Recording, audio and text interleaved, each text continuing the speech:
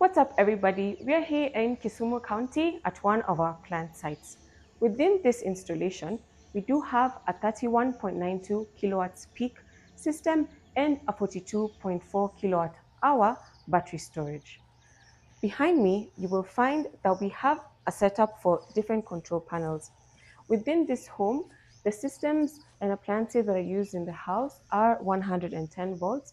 So that's why we have this step down to take the 240 volts down to 110 to keep the appliances safe from all the energy that's coming into the house.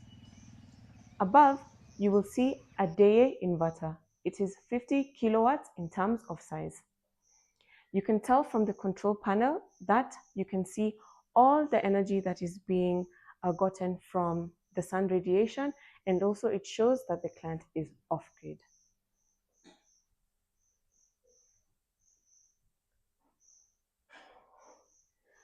Behind me, the client also did decide to go big and use lithium-ion batteries.